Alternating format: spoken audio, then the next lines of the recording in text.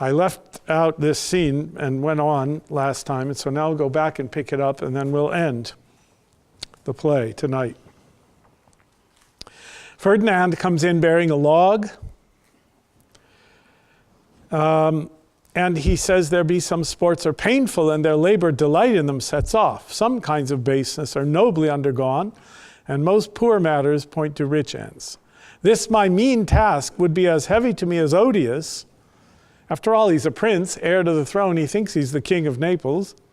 But the mistress which I serve quickens what's dead and makes my labors pleasures. She is 10 times more gentle than her father's crabbed, and he's composed of harshness. Can you tell us what line you're in? I'm in Act 3, Scene 1. Sorry, line about 6 or 8. But I'm skipping down. She says, work not so hard. He says, I've got to finish my job. She says, I'll do it. He says, no, I would rather crack my sinews, break my back, than you should such dishonor undergo while I sit lazy by. She says, it would become me as well as it does you. I'm at line 29. And I should do with much more ease, for my goodwill is to it, and yours is against. No, it's not. His goodwill is to it also. He just told us. Aside, Prospero, they don't see him. Poor worm, thou art infected. This visitation shows it. All right. He says, what's your name? I want to pray for you.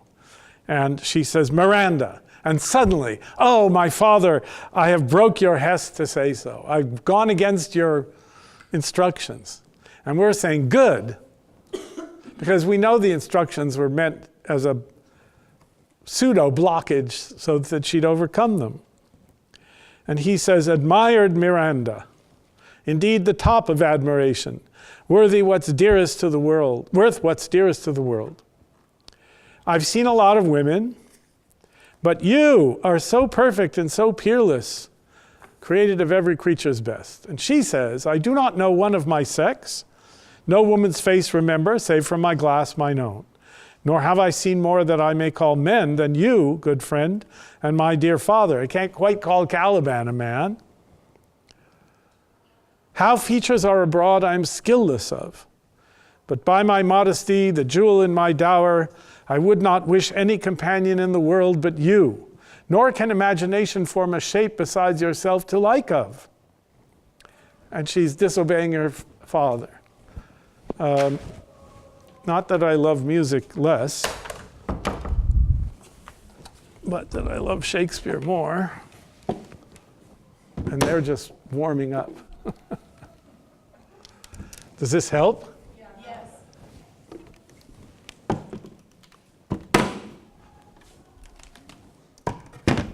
Okay.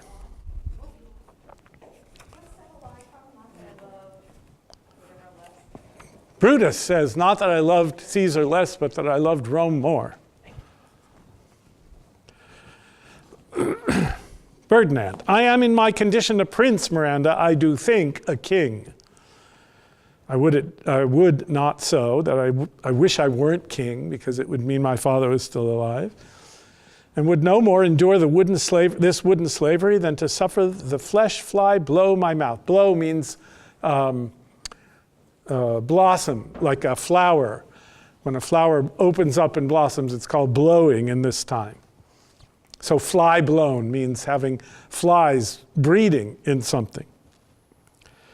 Hear my soul speak. The very instant that I saw you did my heart fly to your service. There resides to make me slave to it, and for your sake am I this patient logman. Do you love me? She says, oh, heaven, oh, earth, bear witness to this sound. He's now publicly stating this. Of course, there's nobody around to hear it but nature and God. And crown what I profess with kind event. Event means outcome, if I speak true. If hollowly invert what best is boded me to mischief, I, beyond all limit of what else in the world, do love, prize, honor you. So it's not just love you, it's not just desire you, it's prize you and honor you. Unlike Caliban, of course. She weeps. And Prospero says, good, heavens rain grace on that which breeds between them. Wherefore weep you, says Ferdinand, at mine unworthiness, that dare not offer what I desire to give, and much less take what I shall die to want. But this is trifling, and all the more it seeks to hide itself, the bigger bulk it shows. Hence bashful cunning. In other words, no more pussyfooting around. I'm going to tell you what I'm really feeling here. And prompt me plain and holy innocence. I am your wife if you will marry me. If not, I'll die your maid. To be your fellow you may deny me, but I'll be your servant whether you will or no. My mistress, dearest, and I thus humble ever. My husband then? I, with a heart as willing as bondage heir of freedom. Here's my hand, and mine with my heart in it. So what is this? This is a formal betrothal. Now, it's on an island in the middle of nowhere, and there isn't a candle burning, and there's not a witness. So it's not, in the church sense, official, but from their point of view. But we know that Prospero is watching this, and that does make it official, because there is a witness. He says, after they go out, so glad of this as they I cannot be, who are surprised withal. They're surprised, I'm not. But my rejoicing at nothing can be more. And then I've got a lot to do. Off he goes. Okay, we're going now back ahead to where we left off, which is, I think, Act 4, Scene 1. And we have this wonderful, so we're now going to stick with Ferdinand Miranda. And they've now made peace with Prospero. And he says, Act 4, Scene 1, Line 1. If I have too austerely punished you, your compensation makes amends. That is, what you're getting in the person of Miranda makes up for whatever trouble I've given you. For I've given you here a third of mine own life, or that for which I live, who once again I tender to thy hand.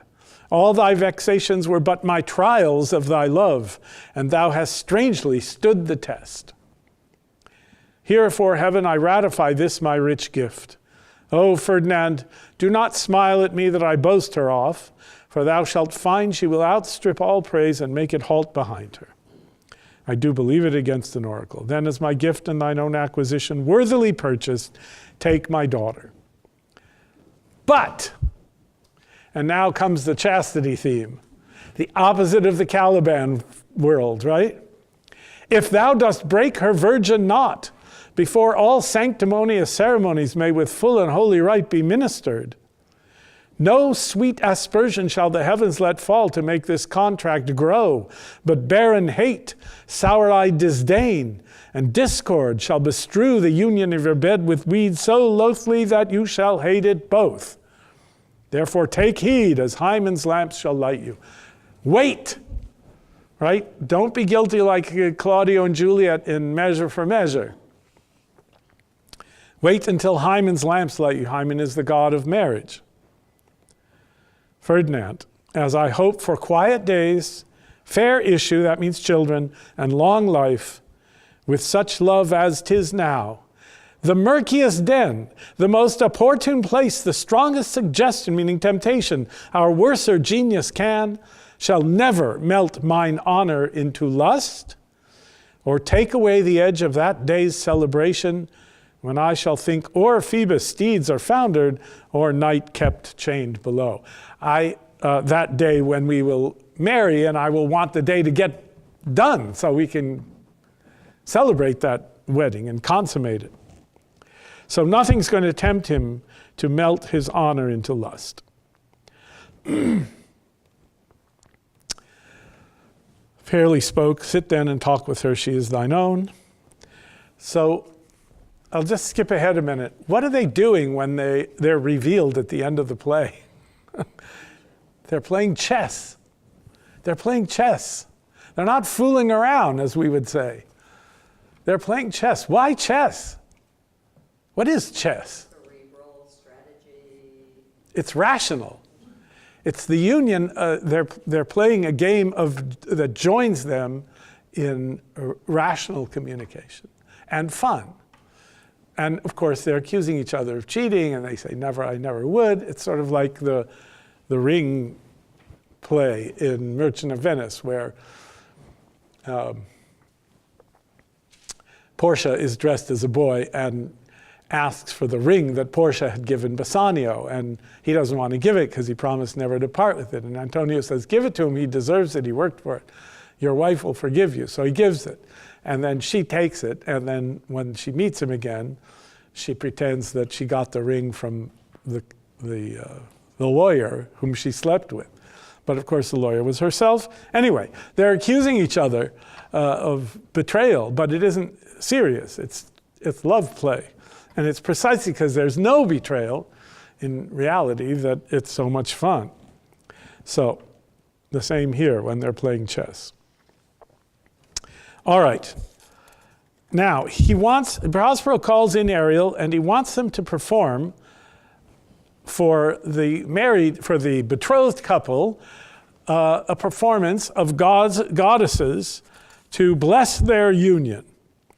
I'm not going to read all the goddess stuff, but what I want to make clear is that it's a mask. It's a Renaissance mask. It's an allegorical performance by actors. The actors are spirits in this case.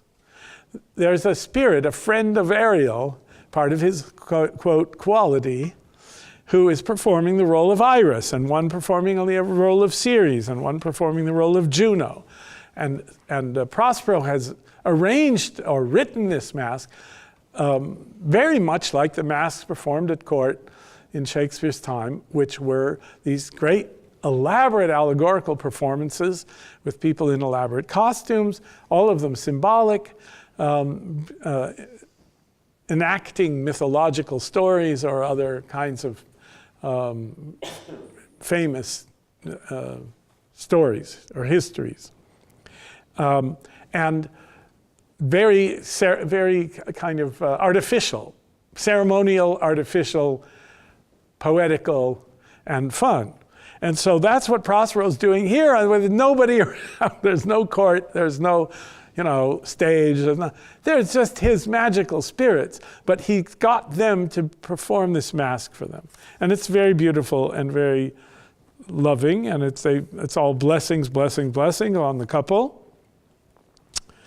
And we're not going to let Venus or her son appear.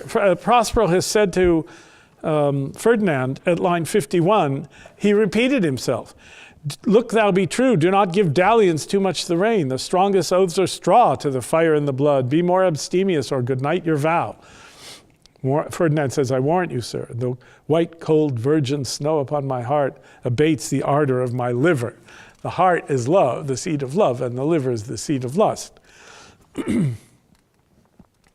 So there's this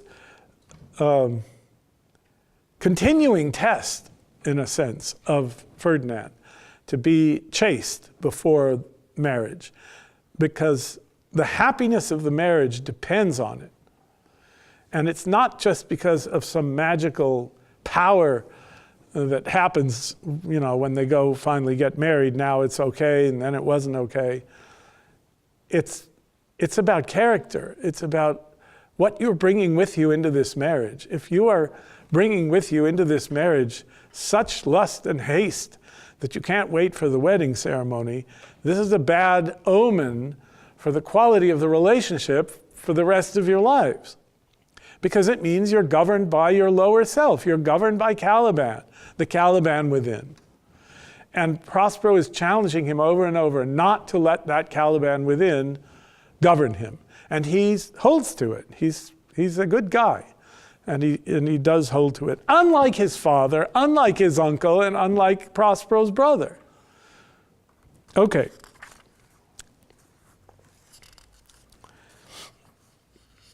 Ferdinand, at line 118.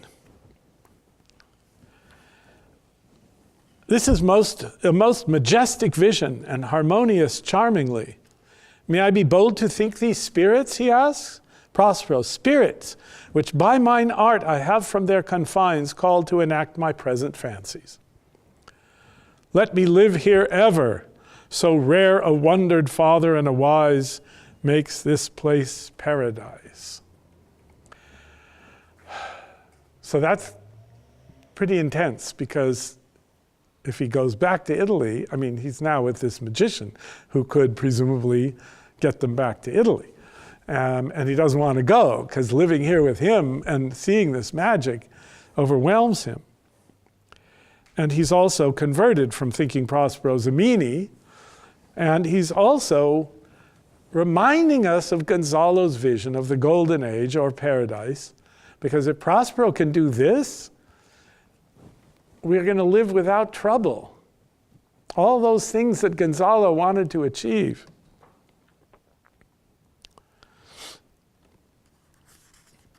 So Iris and Ceres, Juno and Ceres whisper, and they send Iris. And so now come in more spirits acting the roles of country girls and boys, reapers, and nymphs, meaning young ladies.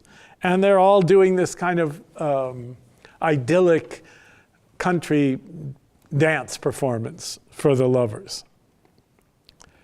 But towards the end, whereof Prospero starts suddenly and speak, after which to a strange, hollow, and confused noise they heavily vanish. Boom, they're gone.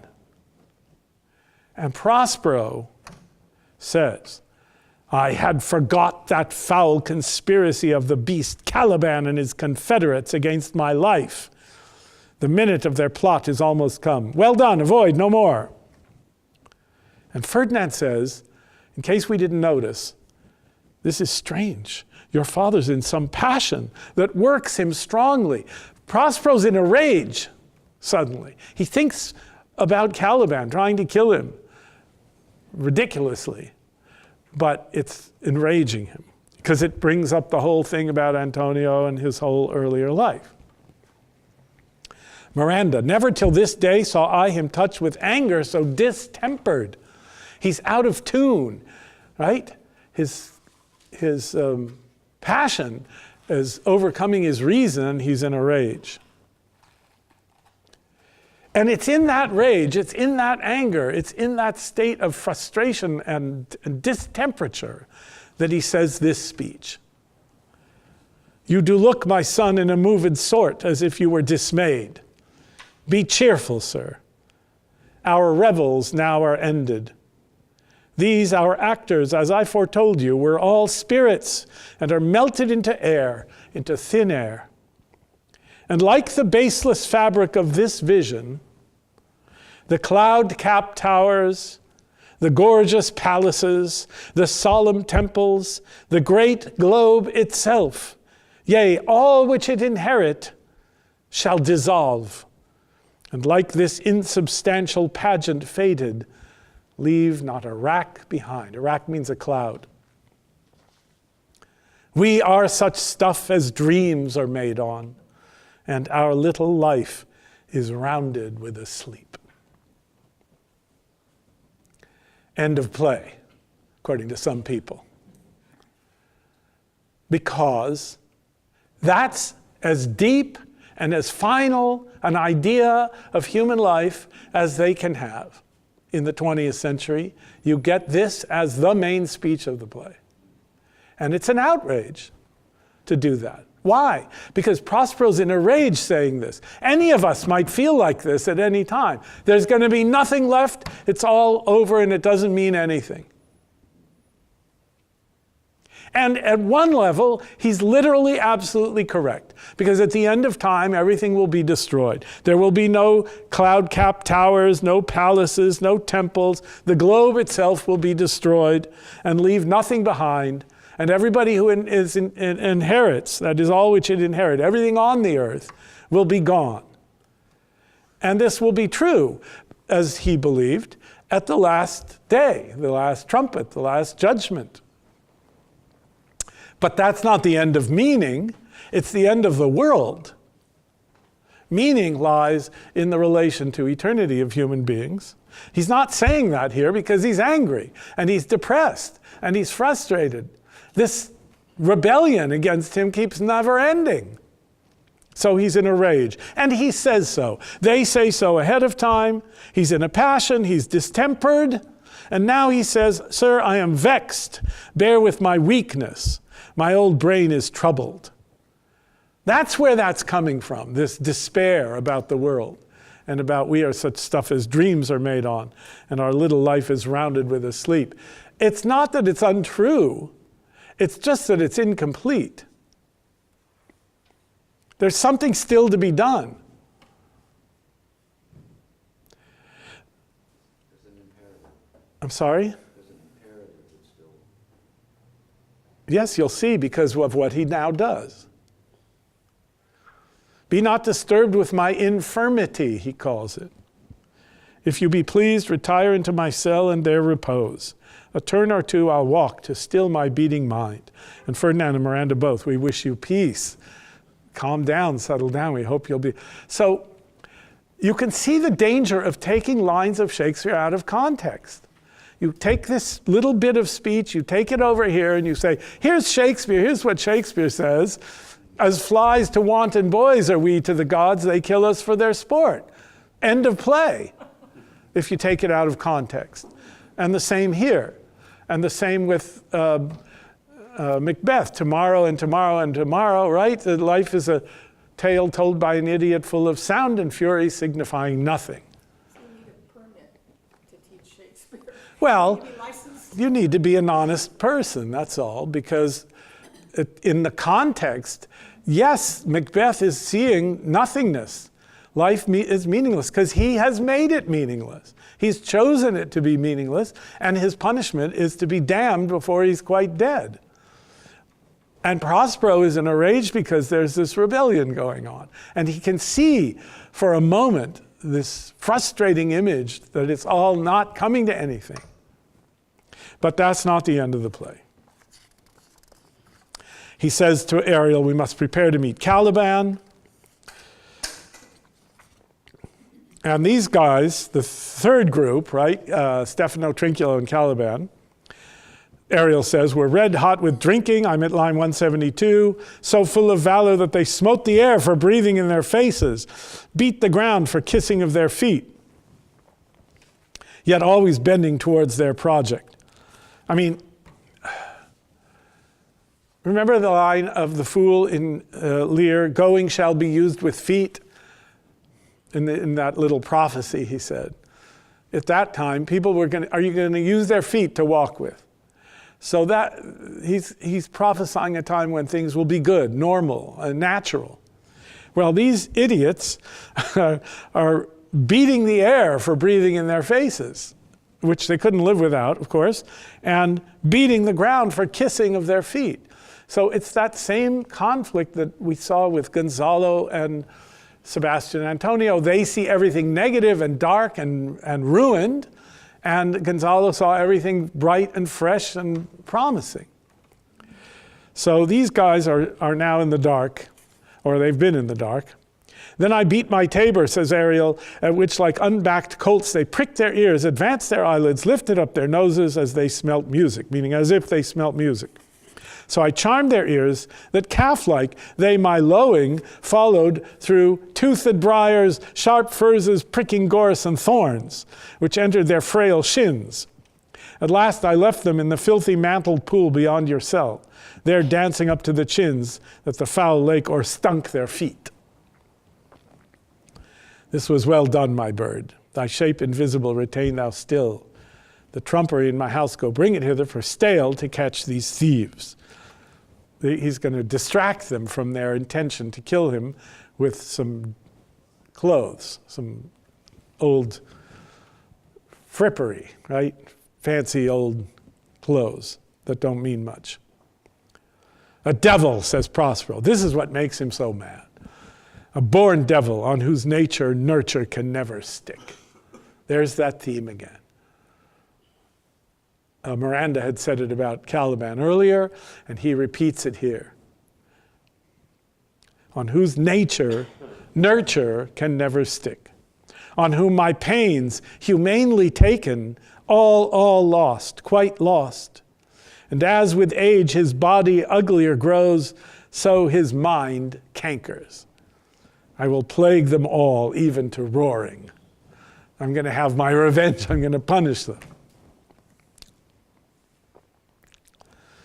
All right, so they come in and they see all this clothing hanging on the line, and they get distracted. Trinculo and Stefano get distracted. And Caliban's saying, that's trash. Don't even look at it. We've got work to do. And they go, here, look what I look like. No, I want that one. I want to wear this one. I'm your superior. He calls me a king. Caliban calls Stefano a king of the Isle. So he's taking that seriously, as if Caliban has the right or the authority to make him king of the Isle. So Caliban is saying, I will have none on it. We shall lose our time and all be turned to barnacles or apes with foreheads villainous low. Let it alone, thou fool. It is but trash. The dropsy drown this fool. What do you mean to dote on such luggage, the clothing hanging on the line? Let it alone and do the murder first. If he awake from toe to crown, he'll fill our skins with pinches, make us strange stuff. They don't listen. And suddenly, in come spirits in the shape of hounds, hunting them, attacking them, like Actaeon followed by his own hounds when he's turned into a stag by Diana. And so those are the names of dogs: Mountain, Silver, Fury, Tyrant. That's their names. And they're punishing, their spirits acting as punishing, chasing dogs. Caliban, Stefano, and Trinculo are driven out. Go charge my goblins that they grind their joints with dry convulsions, shorten up their sinews with aged cramps, and more pinch-spotted make them than pard or catamount and leopard. Pinch them till they're black and blue all over, like a leopard. Hark, they roar, let them be hunted soundly. At this hour, says Prospero, lies at my mercy all mine enemies. Shortly shall all my labors end, and thou shalt have the heir at freedom. For a little follow and do me service. And they go out.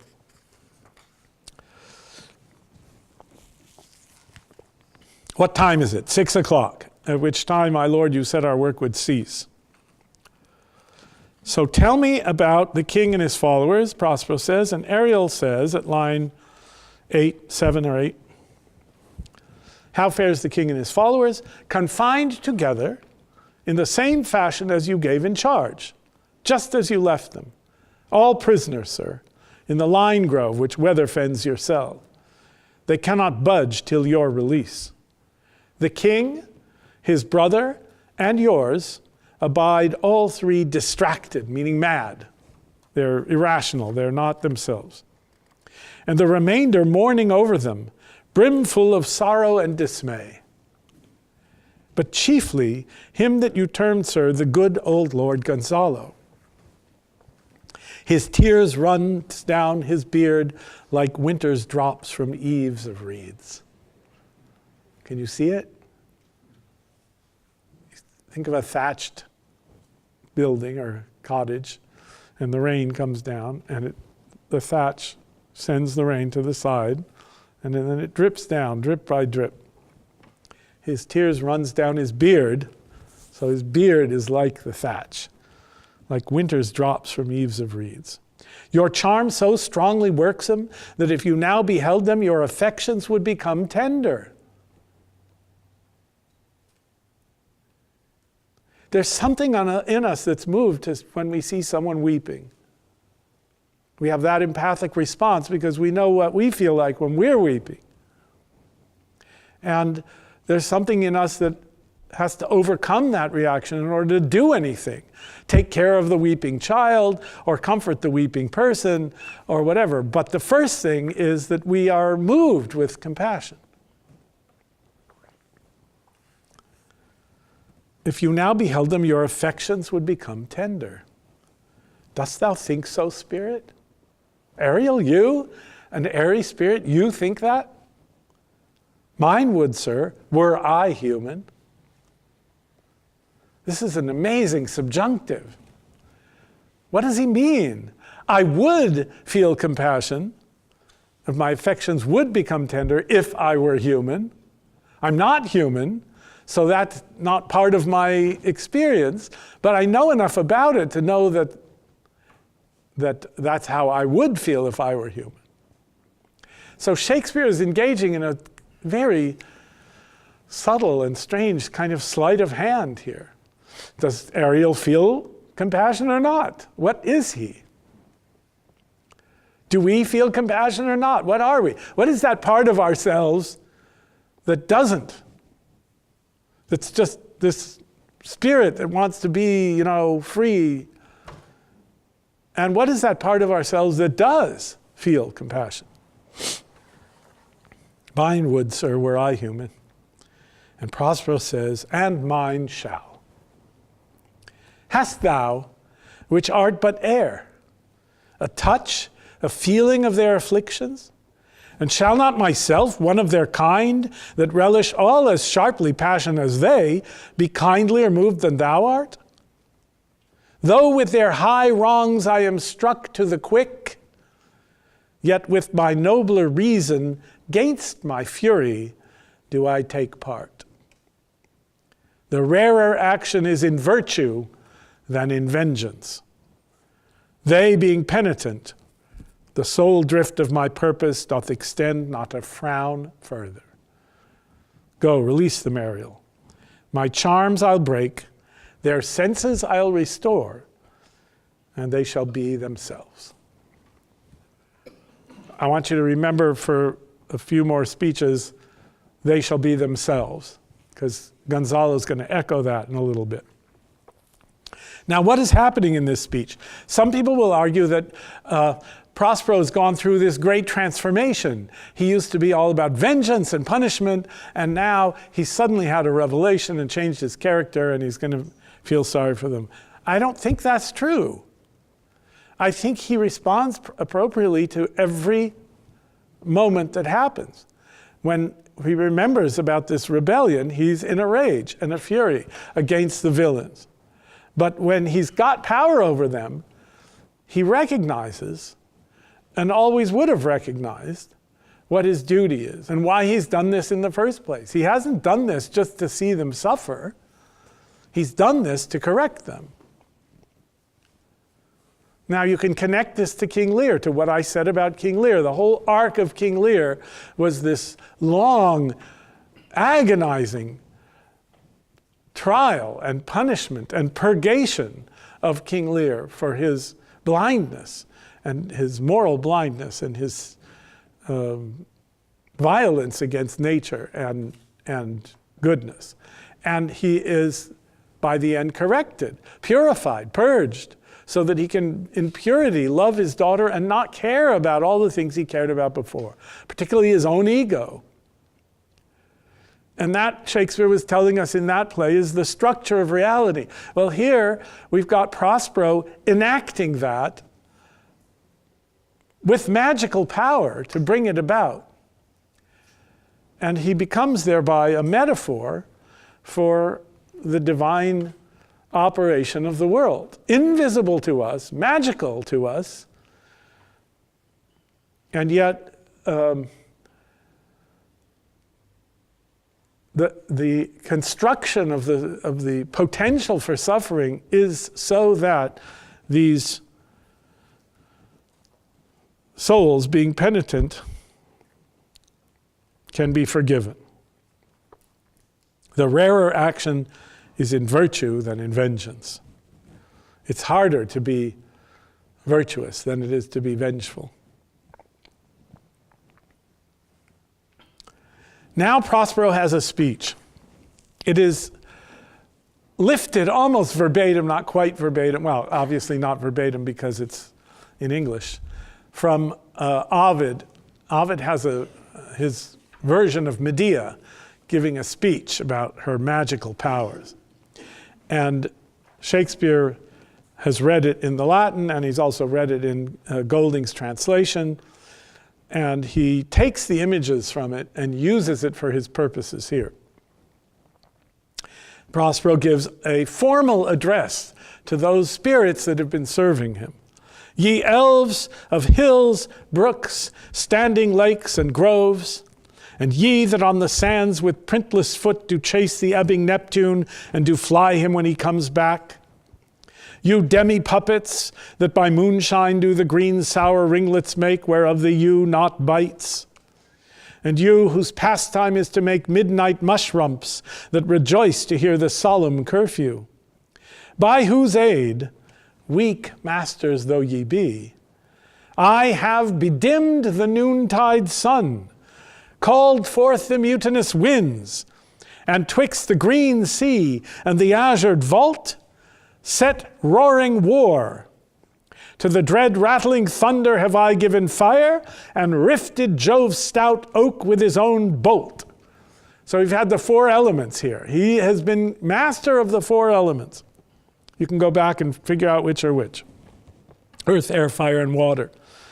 The strong-based promontory have I made shake, and by the spurs plucked up the pine and cedar. Graves at my command have waked their sleepers, oped, and let 'em forth by my so potent art. But this rough magic I here abjure. And when I have required some heavenly music, which even now I do, to work mine end upon their senses that this airy charm is for, that is, music to heal them of this mental darkness and confusion that they're in. We talked about the healing power of music.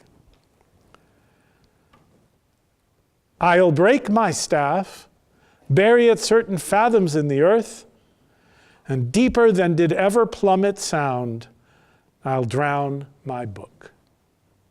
The book of his magic he will bury at sea, and his staff of magic he'll bury in the earth. In other words, the elements will take back those instruments which he used to control the elements.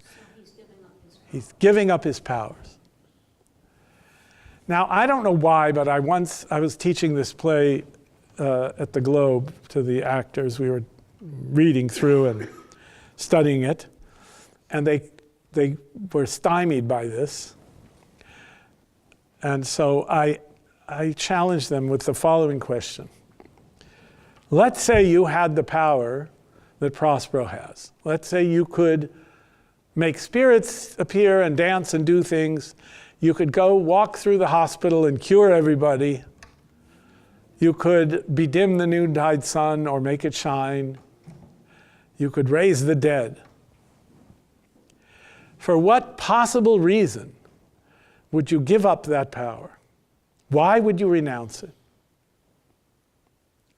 With the meaning of life, if you can do all that. You need to look inside and see, is there anything in me that has the wherewithal to give that up? He's been doing it. It's not like it's hypothetical, like he's been engaging in this, made the storm and the whole thing. So say again what you said. If you do all of that and you can make everything perfect, you take away the reason to live. You take out the whole purpose of the struggle. And Which is what? Of just day of life being the way it is. Of life isn't a paradise. Life is all the good and bad and everything between in order to feel everything. But aren't you obligated to do good if you can in the world? And improving also. Sorry? And improving also. The struggle improves you. So, I mean, would he not improve as a human if he kept these powers? Does he need to improve as a human? He's doing everything right so far. He's assuming the role of God, you know, I mean, and Yes, he should, I mean, that's. He no longer wants to play the role of God. He wants to test himself and see if he can do it. I don't think it's test. I don't think it's a test. But you're right. He's renouncing the role of God, let's say. He's renouncing the control.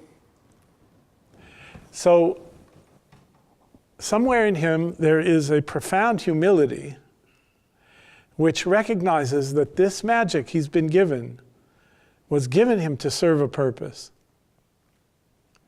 And once the purpose is accomplished, to keep it and use it for anything else is to be arrogant, to arrogate powers that aren't his, or shouldn't be his, or needn't be his. Yeah. Is he repenting the No, I don't think he says anything like that.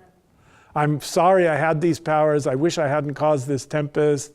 I wish I hadn't got my daughter married to Ferdinand. No, he's not saying any of that. But in order to have these powers, he has had to be virtuous. That's what a white magician is. He can only have these powers because he has studied virtue. Right? He wouldn't have been given these powers. He might have been given powers by the devil, by the dark arts, not being virtuous, like Faustus, his synonym. But in his case, no. He's mastered these arts through suppressing his lowest self and through virtue. And part of that virtue now calls for renouncing those powers.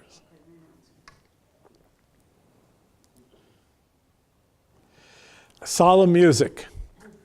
Here enters Ariel before, then Alonso with a frantic gesture, attended by Gonzalo. Sebastian and Antonio in like manner, attended by Adrian and Francisco.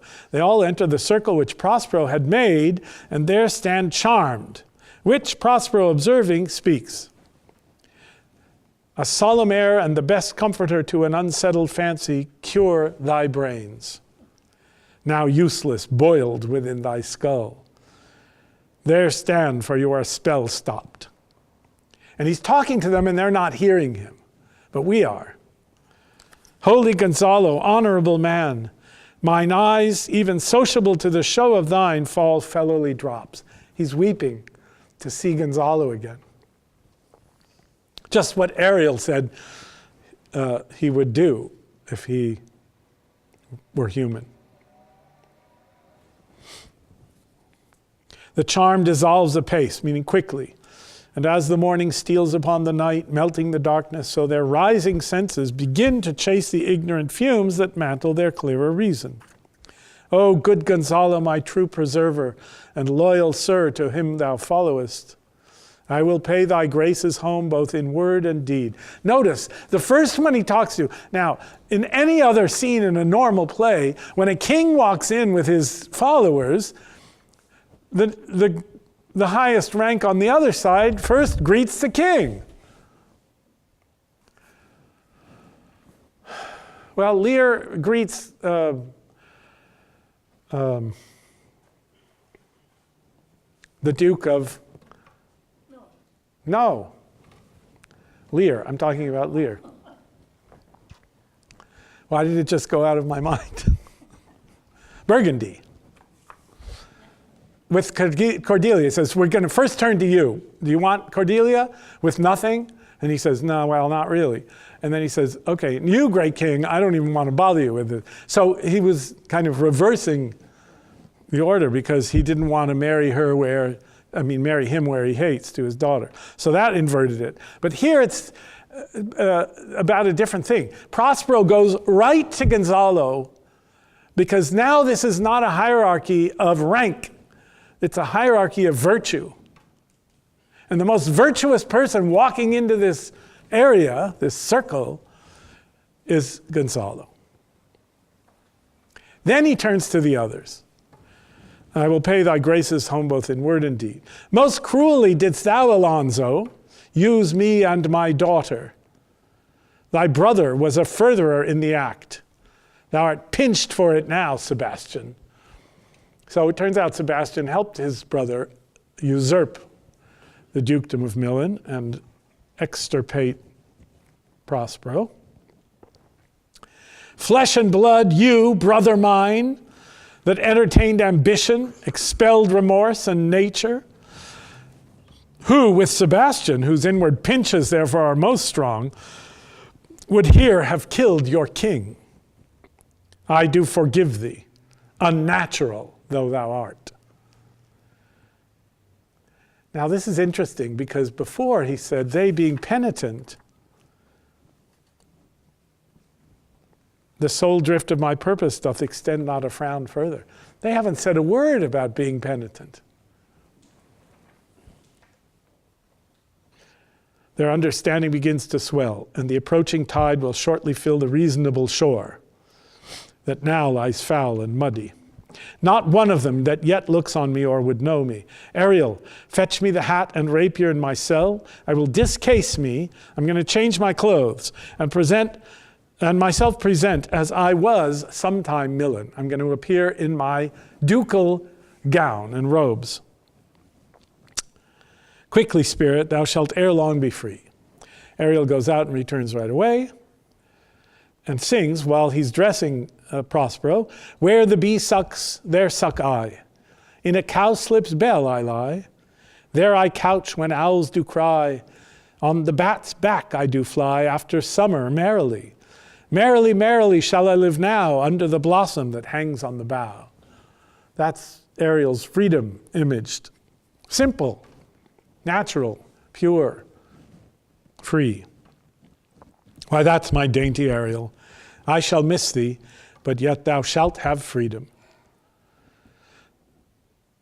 To the king's ship, invisible as thou art, there shalt thou find the mariners asleep under the hatches, the master and the boatswain being awake, and force them to this place, and presently, I prithee.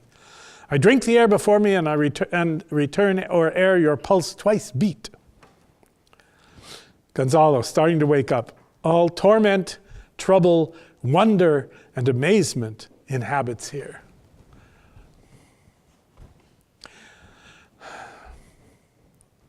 Okay.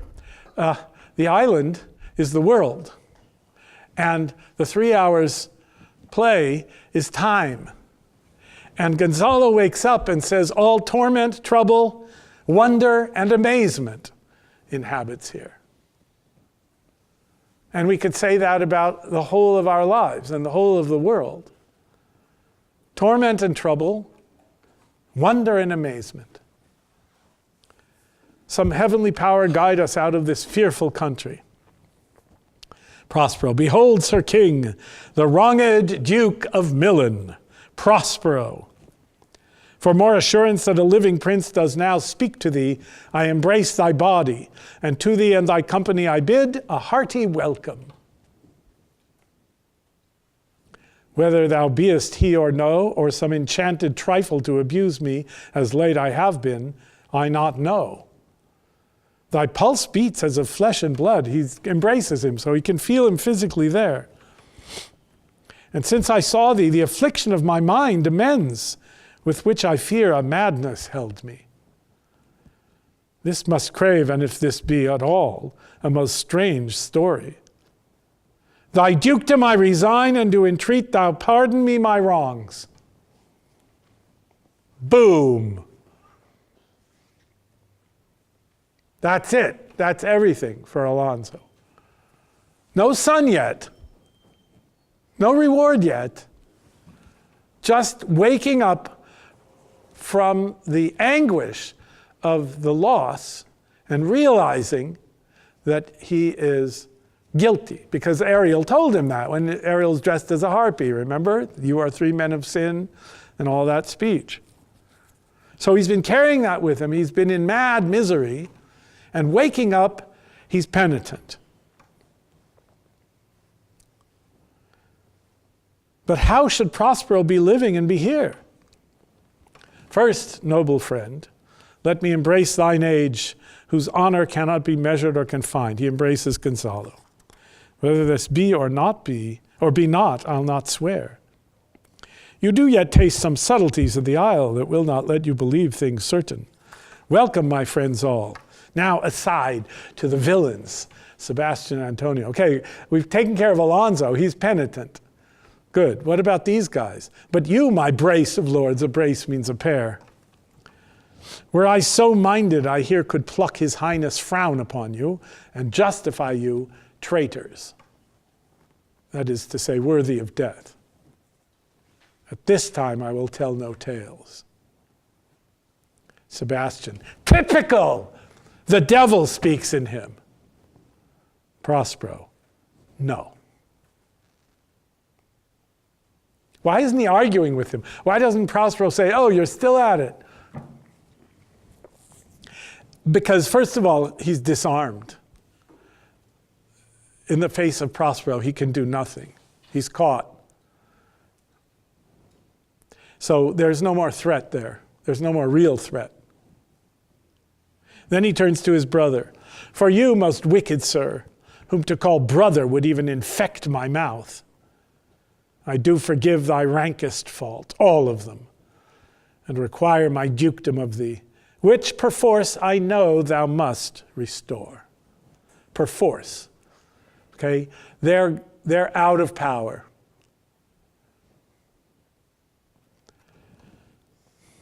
Alonso, if thou beest Prospero, give us particulars of thy preservation. How thou hast met us here, who 3 hours since were racked upon this shore, where I have lost how sharp the point of this remembrance is, my dear son Ferdinand. I am woe for it, sir. So we know that, dramatic irony, right? We know Ferdinand's alive and happy, and we know that Prospero is not feeling woe in that sense, but he has felt woe about what Alonso has done to him in the past, and he's just setting us up for the healing revelation. Alonso, irreparable is the loss, and patience says it is past her cure. There's no making up for the loss of Ferdinand, and I can't bear it. Patience, again. I can't bear it. Prospero says, I rather think you have not sought her help. You haven't really tried to be patient. You haven't learned to be willing to bear your afflictions, especially since you deserve them. But then he adds, of whose soft grace for the like loss I have her sovereign aid, and rest myself content. I've had the similar loss, and I have accepted it with patience. And we know that there's an irony here. You the like loss, as great to me as late, and supportable to make the dear loss have I means much weaker than you may call to comfort you, for I have lost my daughter. A daughter? Says Alonso. Oh, heavens, that they were living both in Naples, the king and queen there. Good match, right? This is a really good match for both of them. That they were, I wish myself were mudded in that oozy bed where my son lies. Now, this is a breakthrough for Alonso. I would be willing to die if I could be sure that my son were alive and could marry your daughter. So now he's broken through to a kind of selflessness, to a kind of self-sacrifice, an agapic wish. It's not going to become necessary, but it's a really good thing that he would be willing to do this. When did you lose your daughter? In this last tempest.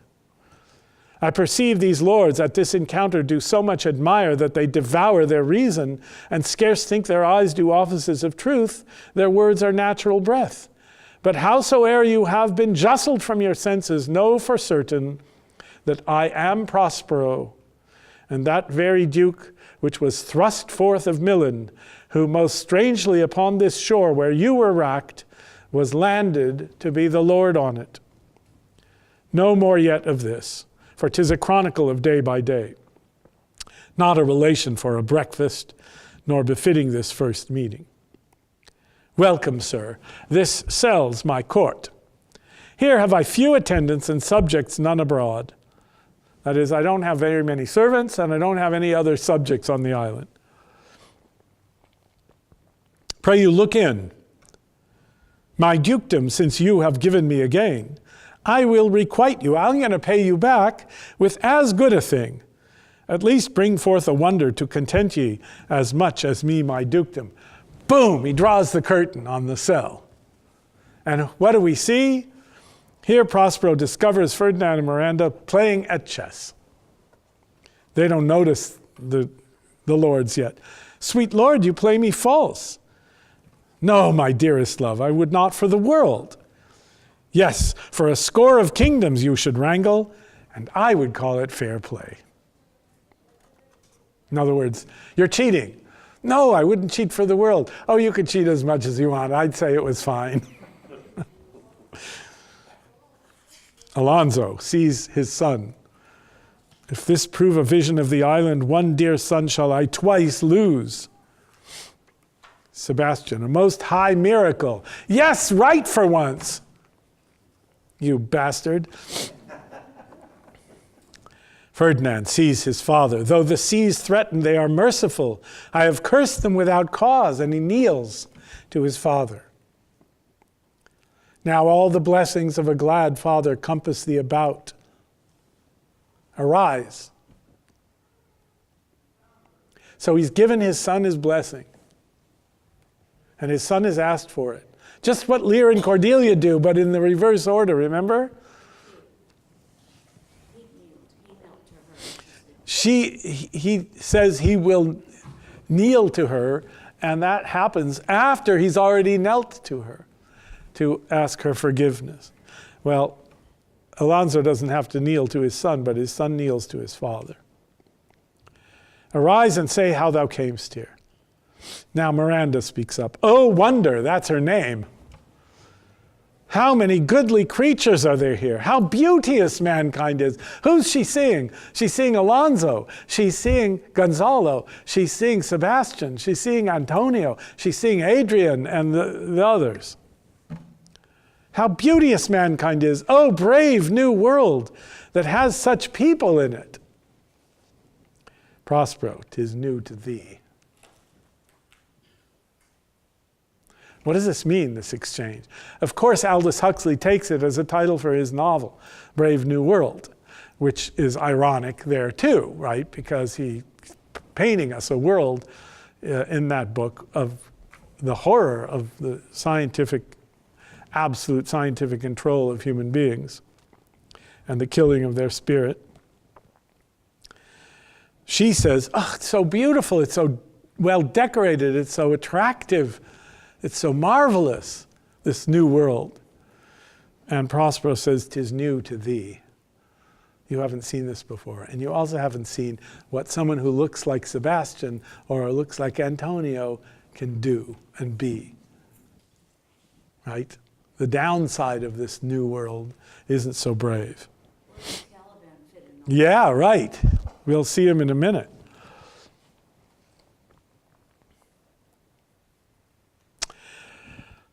So, 'tis new to thee. Alonso, what is this maid with whom thou wast at play? He's saying to his son. Your eldest acquaintance cannot be 3 hours. Is she the goddess that hath severed us and brought us thus together? Now, he imagines that Miranda is a goddess, as Ferdinand did at first, even above Prospero, right? As if Prospero's serving her. Ferdinand, sir, she is mortal, but by immortal providence, she's mine. Immortal providence is right, but helped along by Prospero's magic. But he couldn't have done it without immortal providence. They came to shore by providence divine, etc. And because of providence and the love of providence, Gonzalo has given him his book, so he's been able to do this and accomplish this reunion. Sir, she is mortal, but by immortal providence she's mine. I chose her when I could not ask my father for his advice, nor thought I had one. I thought you were dead. She is daughter to this famous Duke of Milan, of whom so often I have heard renown, but never saw before. So he's famous back home for all those liberal arts that he studied. Of whom I have received a second life, and second father this lady makes him to me. Alonso, I am hers. That is, good choice. I accept it. But oh, how oddly will it sound that I must ask my child forgiveness. Why? Forgiveness for what? Because he extirpated Prospero in the beginning. They had a shipwreck, and his son was almost drowned. And of course, he has to ask forgiveness of Miranda because he set her afloat in the middle of the ocean on a rotten carcass of a butt. The rats instinctively have quit it. So yeah, there's a lot to ask her forgiveness for. But Prospero stops him. There, sir, stop. Let us not burden our remembrance with a heaviness that's gone. Now Gonzalo finally speaks. I have inly wept, or should have spoke ere this. Look down, you gods, and on this couple drop a blessed crown. For it is you that have chalked forth the way which brought us hither. Alonso, I say amen, Gonzalo. Was Milan thrust from Milan, that is, was the Duke of Milan thrust out of the city of Milan, that his issue, his children, should become kings of Naples? Oh, rejoice beyond a common joy, and set it down with gold on lasting pillars. In one voyage did Claribel her husband find at Tunis, and Ferdinand her brother found a wife where he himself was lost. Prospero his dukedom in a poor isle, and all of us ourselves, when no man was his own. All right, what is this speech telling us? When you step back, when you look at the whole picture, it's pure joy. It's pure redemption. It's pure salvation from the agonies that have been imposed upon men by nature and by bad nature and by bad choices. No man was his own. Alonso wasn't his own. He was carrying around this guilt. Do you remember after Ariel's speech of accusation, Gonzalo said their great guilt is tormenting them. They've carried this all along, and Gonzalo knows about it. So they didn't, in a sense, belong to themselves. They were dispossessed of their freedom to be who they really are. And now all of us have found ourselves when no man was his own. Alonso, give me your hands. Let grief and sorrow still embrace his heart that doth not wish you joy. Anybody who's against this union, anybody who's not for the joy of this marriage, let him suffer grief and sorrow. He deserves it, because this is a thing to be enjoyed. Gonzalo, be it so, amen. Enter Ariel with the master and the boatswain amazedly following. Now we get the master again.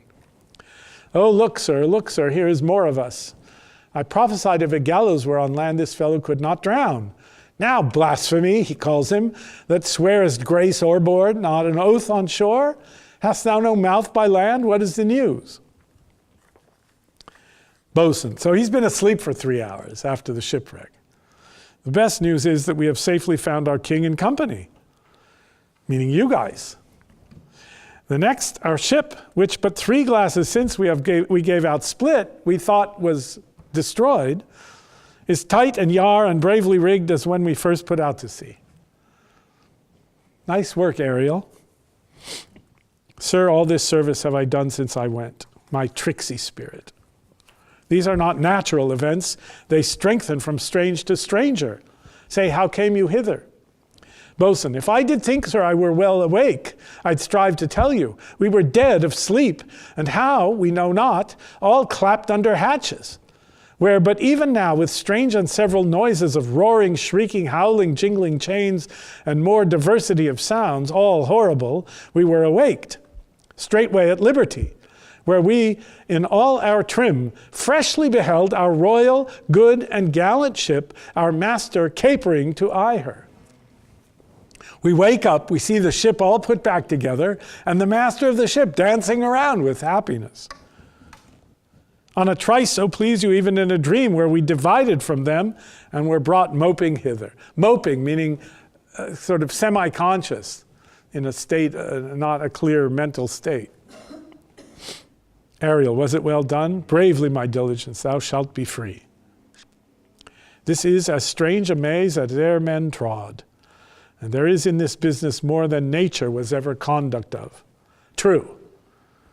Some oracle must rectify our knowledge. Prospero, sir, my liege. Okay, so what does Alonso want? An explanation. How has this all been happening? Like, what's really going on here? This can't be normal. It's not natural.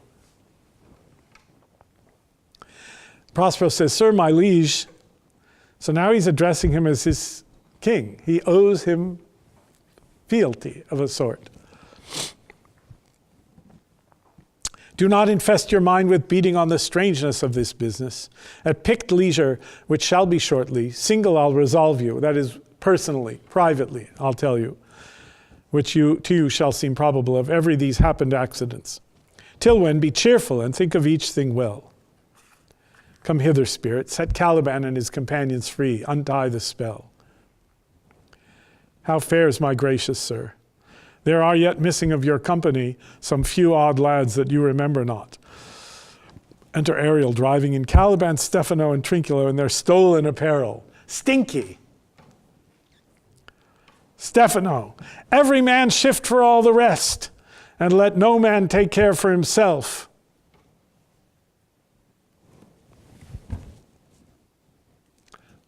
What?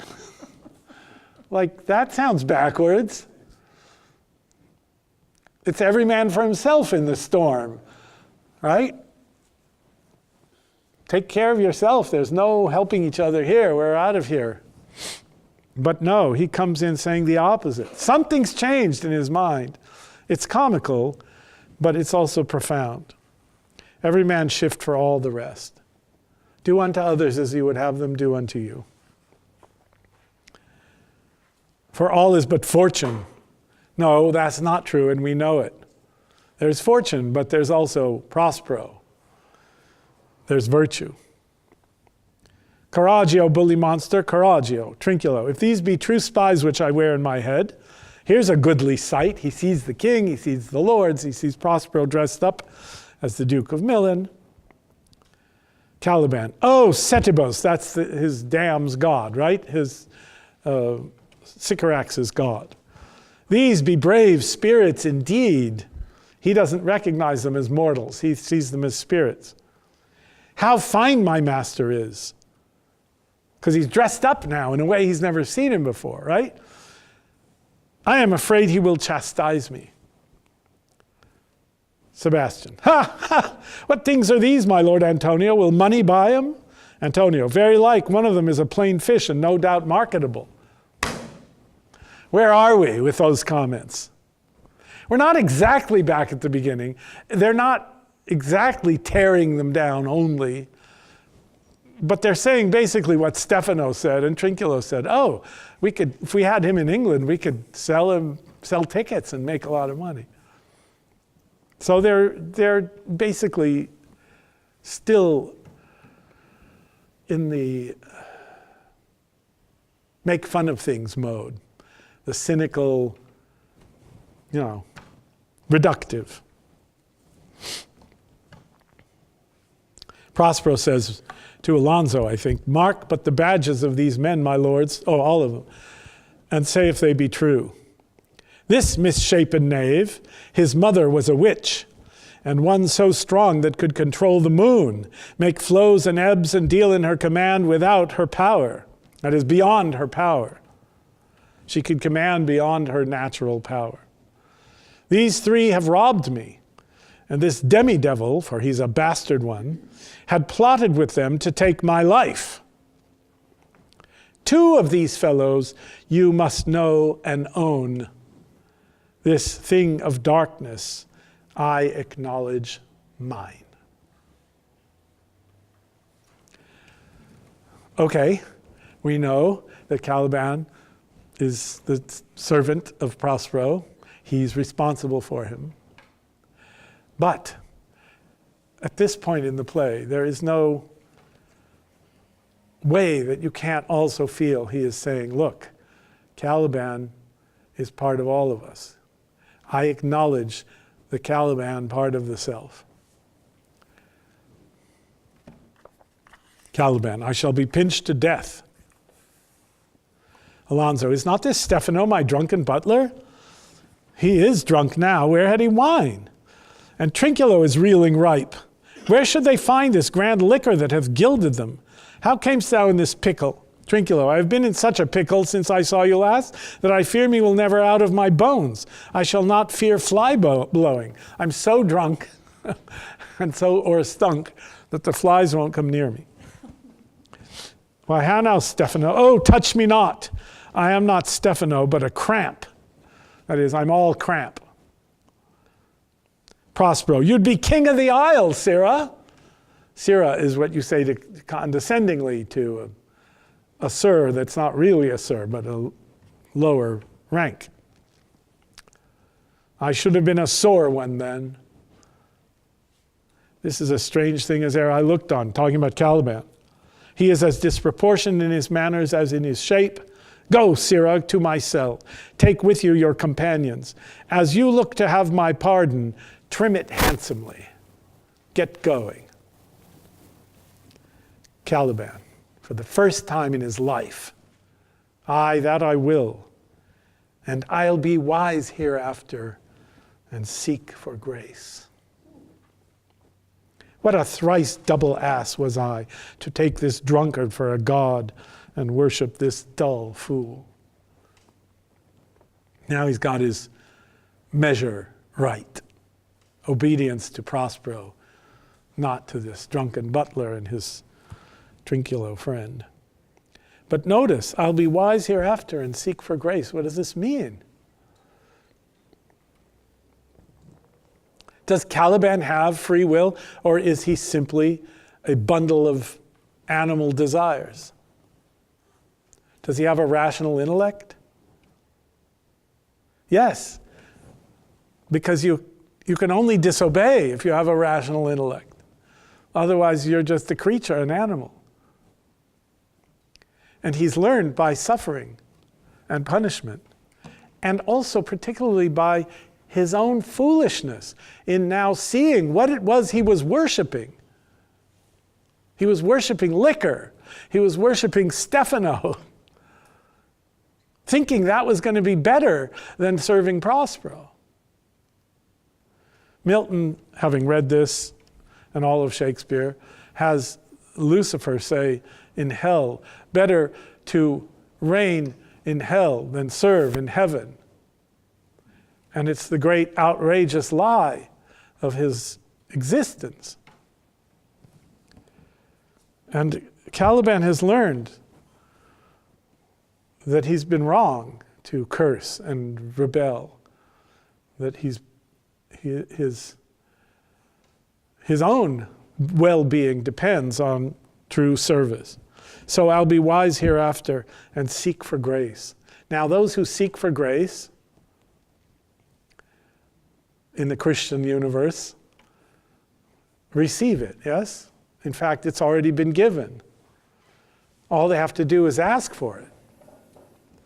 And so in promising to do this, in seeing his way clear to do this, to ask for grace, he is in a sense asking for grace, and this makes him redeemable. Prospero, go to, away. I think, it doesn't say anything about it, but I think he's moved by this. I think he's surprised by it, and I think he's moved by it. And when I'm directing the play, I would have Prospero react to this.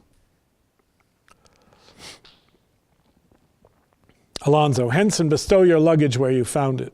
Sebastian, or stole it rather. He's so true to himself, isn't he? Prospero, sir, I invite your highness in your train to my poor cell, where you shall take your rest for this one night, which part of it I'll waste with such discourse as I not doubt shall make it go quick away, the story of my life, and the particular accidents gone by since I came to this isle. And in the morn I'll bring you to your ship, and so to Naples, where I have hoped to see the nuptial of these our dear beloveds solemnized. And thence retire me to my Milan, where every third thought shall be my grave. He had said a little earlier that Miranda was a third of his life, and now every third thought shall be his grave. So it's a simple locution. It just means I'll be thinking about eternity. I'll be thinking about ending my life appropriately and so on. But it also rings, I think, when he says every third thought. Because he's going to have every once in a while an Ariel kind of thought.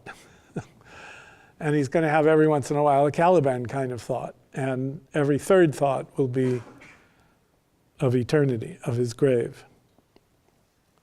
Alonzo, I long to hear the story of your life, which must take the ear strangely. I'll deliver all, and promise you calm seas, auspicious gales, and sail so expeditious that shall catch your royal fleet far off. In other words, we're going to sail so quickly that we're going to catch your fleet, who are approximately 3 or 4 or 5 hours ahead of us, having survived the storm, thinking that they saw you racked. And you're going to catch up to them and sail in together. Then he turns to Ariel. Ariel, my chick, that is thy charge? Then to the elements be free, and fare thou well. Free. Freedom, freedom, high day, freedom, says Caliban when he's dancing around drunk. Ariel wants his freedom, and Prospero is giving it to him now because he's done, or will do, in the next day or two. What? Isn't he asking Prospero to take charge of the weather and the storms? To Ariel. Excuse me. Prospero's asking Ariel, yes, exactly. Give them fair winds, Yes. keep the weather good. He no longer can do that. He threw away his magic. No, he's going to, and He asked Ariel to do it then. he's asking Ariel to do it because he's only ever done anything through the agency of Ariel and other spirits. Okay. Oh, he's not asking. He's asking her permission.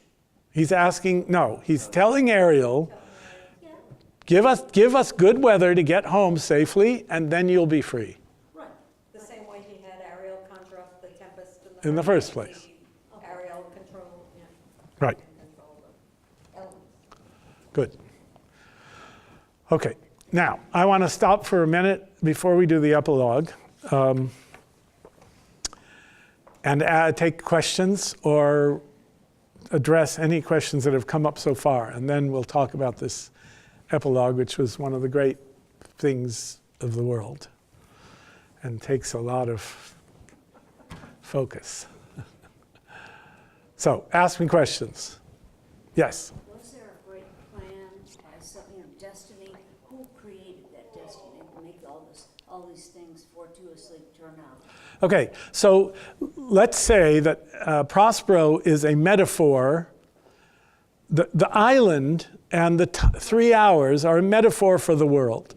So that puts Prospero in a position of authority and power over the world. So it's as if he's a metaphor for the divine dispensation or providence itself. But it's a metaphor. He's not pretending to be God. But emotionally and intuitively, empathically, we experience this play as a kind of image of what life is, and what the world is. So we can believe in watching Prospero do these supernatural things to bring the world to an ultimate harmony. We can believe that what we see in the world around us isn't all that's going on. There's more going on, right? So we are all living on this island. We are all living in this tempest that seems to be challenging us. And he's suggesting that there is an order to what we are experiencing. There is maybe a purgatorial meaning to our suffering. There may be a kind of hope even that arises even out of our despair about whatever we're despairing about. There's Alonzo, who's sure his son is drowned, but he's not drowned. There's Lear, thinking that Cordelia's dead, and then he thinks she's alive.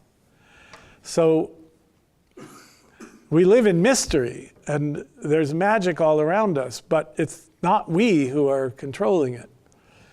And when Prospero renounces his magic, he re-enters the realm of humanity as a subject of the same higher authorities that have given him this gift to. When he re-enters it, he does give up some of his power. He gives it all up, yeah. The last thing he uses it for is to get the weather right and the winds so they can get home safe. And then it's up to Ferdinand and Miranda to carry on. They've had a very good education. And they've been tested. Other questions?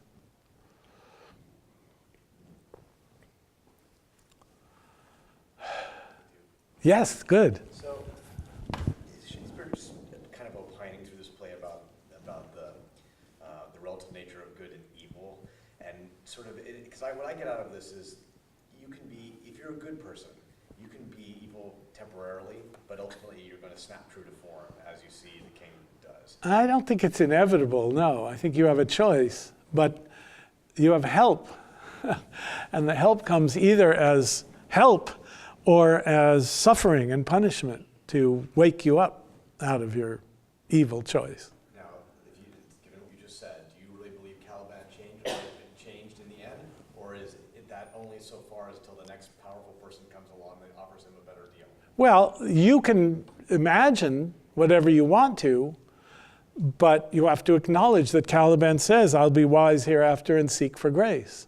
But you believe that? You personally, I'm asking what you believe. That he seeks for grace? That he actually, not beyond a This is what I believe, that Shakespeare means us to hear that and take it seriously at the end of the play. If he didn't, he would have Caliban sneaking off going, grumble, grumble, grumble, grumble, there's wood enough within. He doesn't. So you can rewrite the ending if you want to and have Caliban do that stuff. Peter Brook rewrote King Lear in that kind of way. But that's not what Shakespeare means. Shakespeare is saying, as I'll try to show you in the epilogue, that there is, grace is possible even for a Caliban, if he wills it. And he seems to be willing it here. It's really about the will. But it's also about these forces that act on you outside of your will. Correct. And it's also about the relation between that will, which is a function of your reason, and your nature. So nature and nurture. I mean, Sebastian and Antonio, their natures aren't changing. They may be disarmed, and they may not be able to do any more harm, but their cynical natures are given. And Caliban's too. And Ariel's too. Ariel wants this freedom, he's willing to serve for a while, but then get me out of here. So Shakespeare is not solving the mystery of life. What he is giving us an experience of the way in which that mystery that we experience is meaningful. It's not empty. It's not hopeless. We don't know that it's empty and hopeless. We know that our little life is rounded with a sleep, and we can stop there. But we also know that it's possible for us to will something more than that, namely something meaningful. Caliban did say he was going to change, and Antonio and Sebastian did not. They didn't particularly repent, although they are harmless. But they didn't say that, Yeah. or express any. They didn't, no. Isn't he getting at the sort of the biblical, in my Father's house there are many mansions? Oh, yes. Yes. And there are 2 more mansions in this play than anybody ever thought. Because we've got Ariel and Caliban, and those are very unusual mansions. Yeah. Are you saying that this then, is what you're saying, that this ends on a note of hope, just as Lear ended on a note of hope? I will let you answer that question after we talk about the epilogue, which we're going to do now, unless anyone has a burning question. Okay. So, epilogue, spoken by Prospero. I'm going to read it, and then I'm going to talk about it, and then I'm going to read it again. Now my charms are all o'erthrown, and what strength I have's mine own, which is most faint. Now 'tis true I must be here confined by you, or sent to Naples. Let me not, since I have my dukedom got and pardoned the deceiver, dwell in this bare island by your spell, but release me from my bands with the help of your good hands. Gentle breath of yours my sails must fill, or else my project fails, which was to please. Now I want spirits to enforce, art to enchant, and my ending is despair, unless I be relieved by prayer, which pierces so that it assaults mercy itself and frees all faults. As you from crimes would pardoned be, let your indulgence set me free.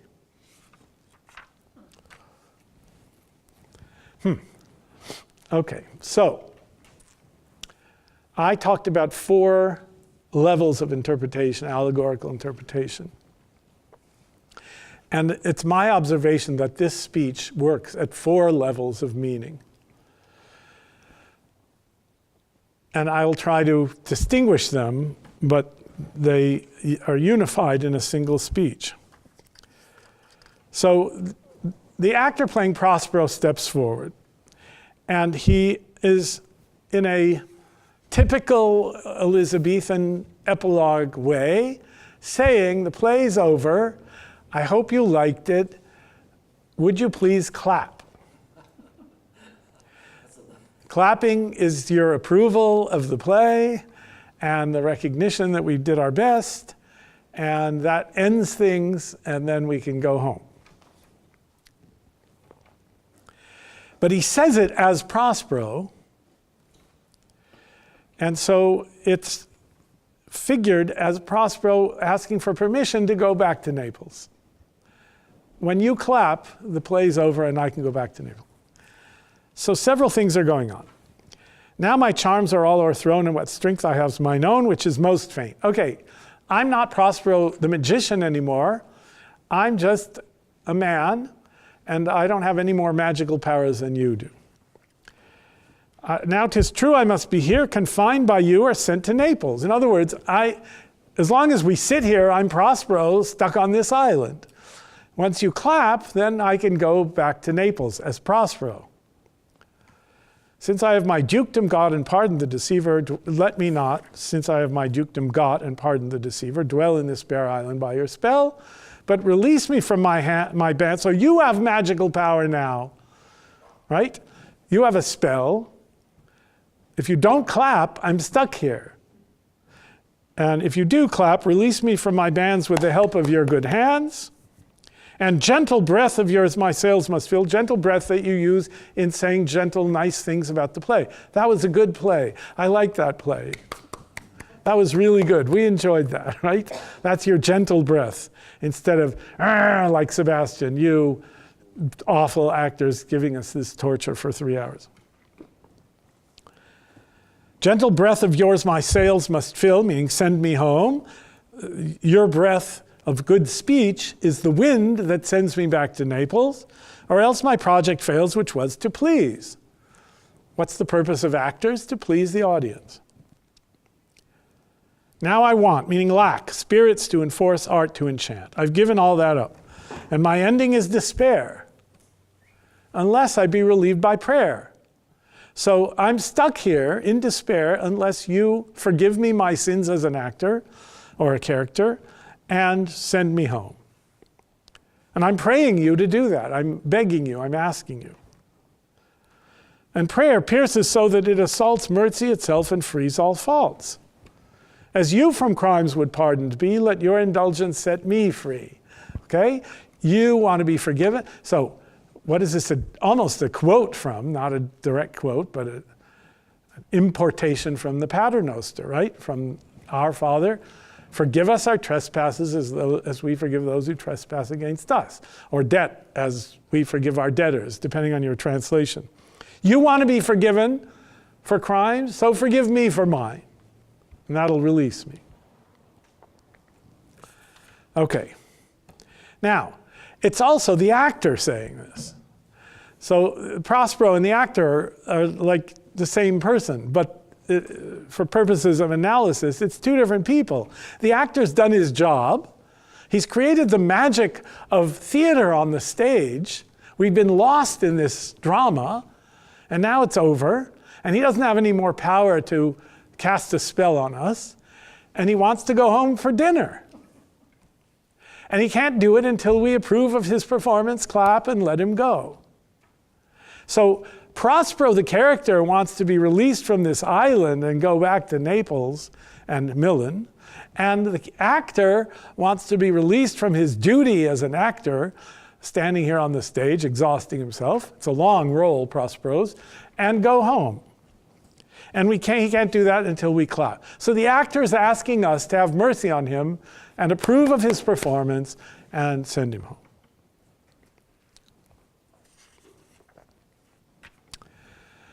Okay, so this was Shakespeare's last play before he retired to Stratford, as far as we know.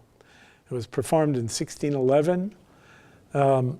Henry VIII, which he wrote probably after he retired, was performed in 1613. And in one of those performances of Henry VIII, the thatch at the top caught fire and burnt the globe to the ground. One man famously put out the fire in his coat by pouring beer on it, or ale. So Shakespeare's 50, let's say, or 48, Kent's age, and he's feeling old, and he's made a lot of money, and he wants to retire. He might not be feeling well either. He doesn't live past 52. So I think people have said this, and there's no absolute hard evidence, but it just stands to reason, that this is also Shakespeare's farewell to the stage. And he has been the Prospero magician, producing 37 of these absolute miraculous wonders before our eyes, which everybody has been awed by and worshipped. As I said, to the point where when they ever write something they're unknown, they try to pass it off as something by Shakespeare because they're likely to get sales. So now, my charms are all o'erthrown, and what strength I have is mine own, which is most faint.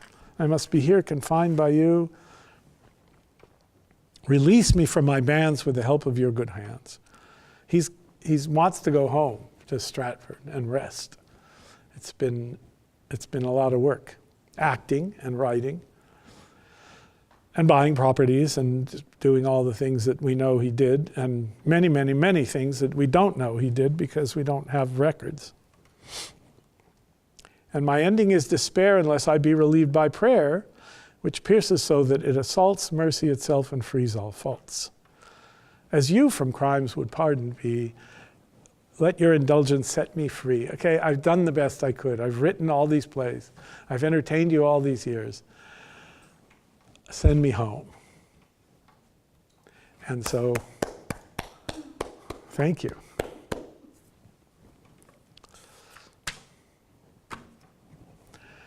Is that enough? It would be enough, wouldn't it? That was only three then. I know. But you'd think it would be enough. Like, oh, he's got, in one set of words, he's got these 3 farewells, and he needs us to complete it. And so we clap, and then the play's over, and Prospero's, the fiction is over, and the physical performance is over, and Shakespeare's career is over, and we're grateful.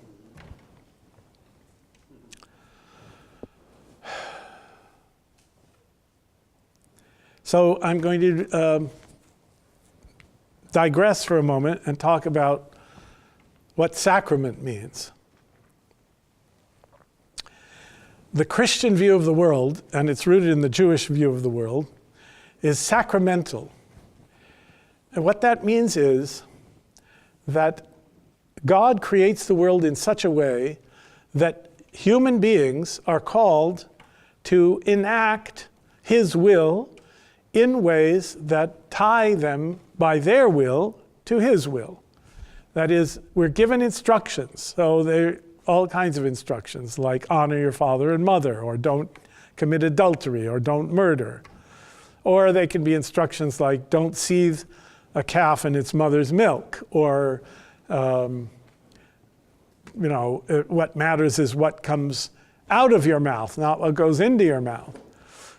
And by doing those things, by choosing to do those things, we are putting ourselves into a sacramental relationship to the divine.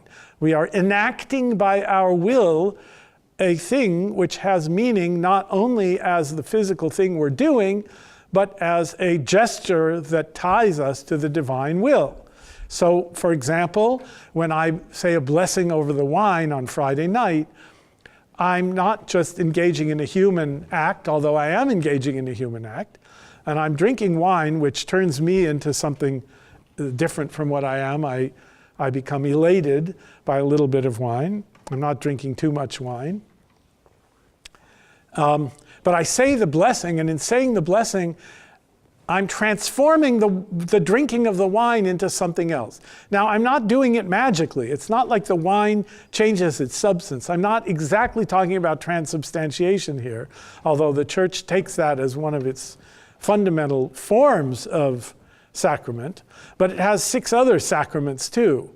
And the sacramental idea is that by our will, we can tie ourselves to the divine will.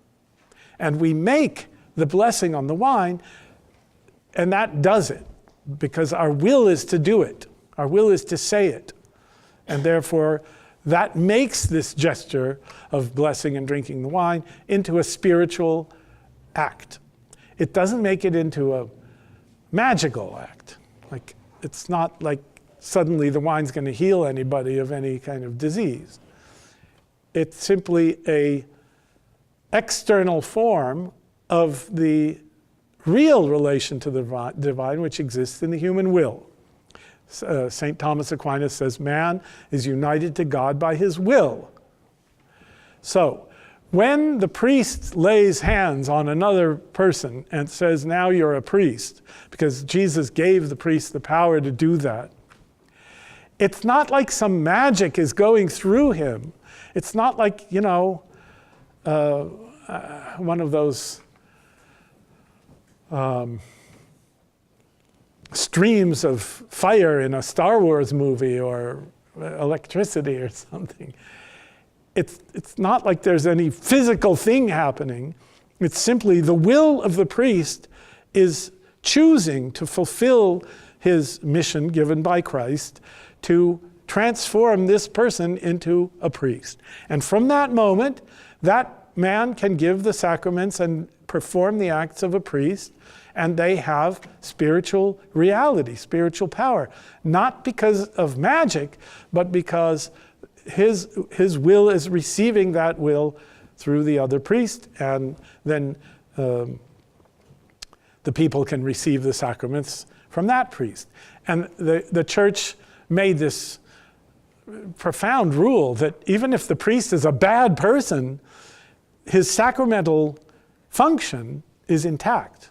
So a bad priest who's guilty of all kinds of sins, if can give you communion or hear confession, and it still works from the divine perspective, because he's been given that gift and it can't be taken away. And so if a bad man is a priest and absolves you of your sin, you're absolved. That's the sacramental idea of reality, when the will of man unites to the will of God through whatever form it takes. Okay, that's background. Now, Shakespeare has Prospero say, "My ending is despair, unless I be relieved by prayer, which pierces so that it assaults mercy itself and frees all faults." Prayer pierces mercy. Prayer reaches God, the ears of God, as it were, and frees all faults. There's that word frees. Forgives us our sins. It is if we ask for forgiveness that we get forgiveness. If we don't ask for it, we don't get it. If we ask for it, we get it. It's a given. God will forgive if we are sincerely penitent. So I'm going to despair unless I can pray for mercy.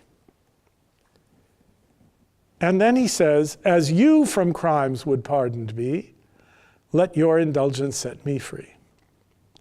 And then what do? We clap. But our clapping is four things. It's not just one thing. It's four, because of these words, not because of any ritual of the theater, not because of any pre-existing religious tradition, not because of anything but these words, obviously spoken in a Christian society to Christians. We are doing four things when we clap. So the first thing we're doing is saying to Prospero, we approve of what you've done. We approve of your treatment of these people. We approve of how you've brought things together, and we like the ending of the play, and we're glad you succeeded at all this. Go home to Naples and live happily ever after. The second thing we're clapping for is thank you to the actor and the other actors for doing this role, for entertaining us, for taking us out of ourselves, for teaching us, for whatever we're grateful for in this experience. And we're happy to approve of what you've done and send you home to eat your dinner.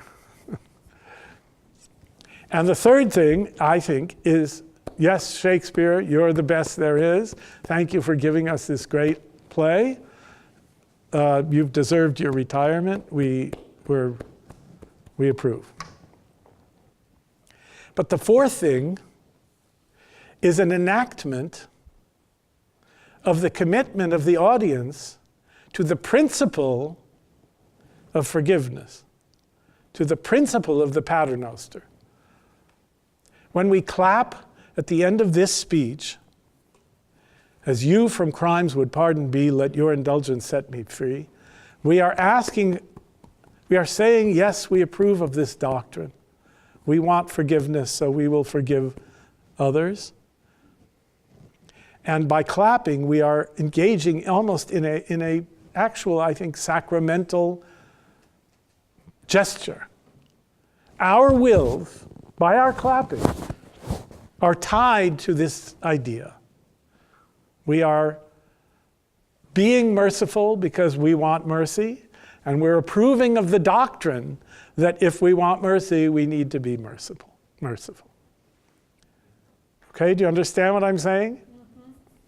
So that by the power of these words, it's in tetrameters, not pentameters. So everything's kind of boiling down now to the greatest simplicity, and it's in rhymed couplets. So there's this kind of harmonious rhyming going on. And the last word of it is free. So we're praying, in a sense, for our own freedom by forgiving any faults in the play and any faults in the playwright and any faults in the character. And as you from crimes would pardon me, let your indulgence set me free. Yes, we want to be pardoned for our crimes, and we pardon you for yours. And so we're participating in that enactment of forgiveness. We're becoming, in a sense, for the moment, Prospero at the end of the play, engaging in forgiveness and approving of that choice. Okay. The defense rests. I'll take questions.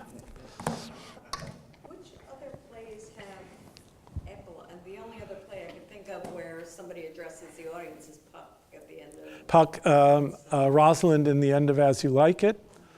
I think Romeo and Juliet. There are the sonnets before and after. And I can't remember if there's one at the end of, I don't think there's one at the end of Pericles. But Gower speaks prologues all through, not an epilogue.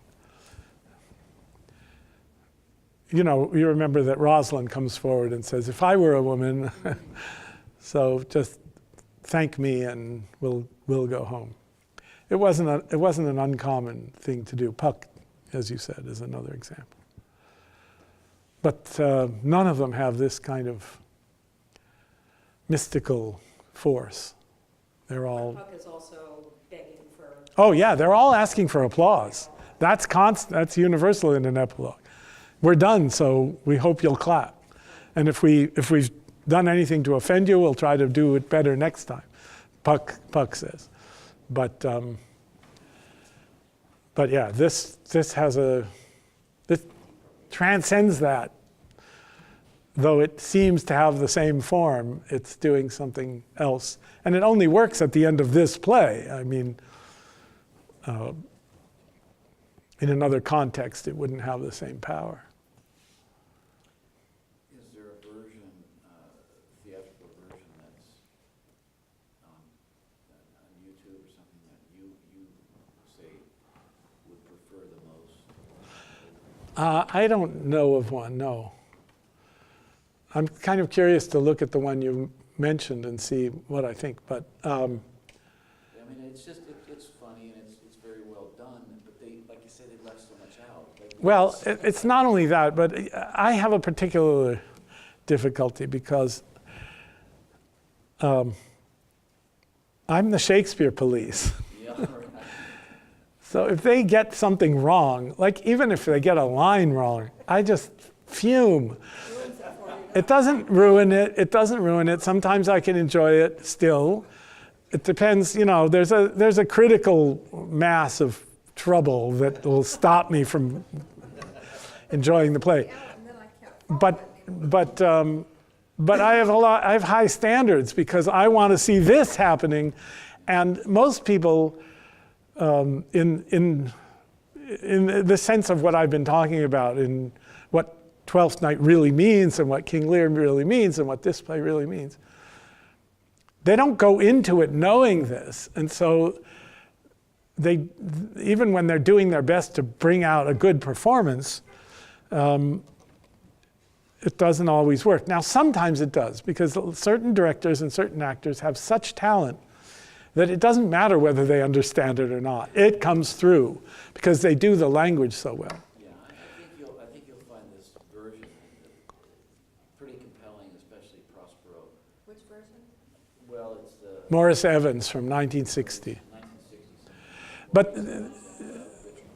But the opposite also happens. A couple of weeks ago, Courtney and I saw the first half of a production of Julius Caesar locally. I'm not going to name names because I'm on film.